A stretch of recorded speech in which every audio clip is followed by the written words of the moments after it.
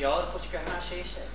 1000 यवन स्त्री पुरुषों का दल भारत की सीमा में प्रवेश कर चुका है और उसे पाटलिपुत्र के पास रोककर बंदी बना लिया गया है। बंदी? बंदी बना लिया गया है? आखिर उनका दोष क्या है? क्या उन्होंने किसी की हत्या की या कोई और हिंसा? वो अवैध रूप से भारत की सीमा में आए हैं और उन्हें यहां तक लाने में मौर्य साम्राज्य के ही कुछ उच्च अधिकारियों का हाथ प्रतीत होता है। उन्होंने कोई लूटपाट नहीं की, कोई रक्तपात नहीं किया, ऐसे अहिंसक दल को बंदी गृह किया था? नहीं नहीं सेनापति, हमसे ऐसी क्रूरता नहीं हो सकती। सम्राट वो अवैध रीति से आए हैं, वो घुसपैठिए हैं। धम्मं शरणं गच्छामि। आइए भंते आइए, आप बहुत उचित समय पर आए हैं। आज्ञा दे सम्राट। सेनापति कह रहे हैं कि एक यवन दल सीमा पार करके यहाँ पाटलिपुत्र पहुंच गया है अवैध रीति से। उस दल में मेरी बहन भी है। आपकी बहन भंते? जी हाँ सम्राट, मेरी बहन एंटोनिया। आपकी बहन बंदी है?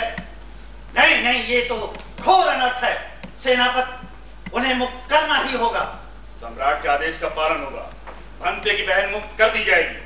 शेष यवन महाराज, वो आपकी शरण में आए हैं और शरणागत की रक्षा करना तो आपका परम कर्तव्य है महाराज। नहीं सम्राट, अगर इसी तरह भारत की सीमा का अतिक्रमण होता रहा तो? कहां है सीमा? कहीं नहीं है सीमा। ये मनुष्य के हृदय की सीमा है, उसके संकुचित हृदय की सीमा है।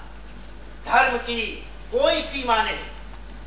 तथागत ने कहा था, बहुजन हिताय बहुजन सुखाय। हे भिक्षुओं, मानवता की रक्षा और कल्याण के लिए चारों दिशाओं में जाओ। उनके लिए कोई सीमा नहीं। उन्होंने चारों दिशाओं में जाने को कहा था। यवनों की इस देश में अनेक बस्तियां हैं। हर बस्ती में उनके मंदिर हैं।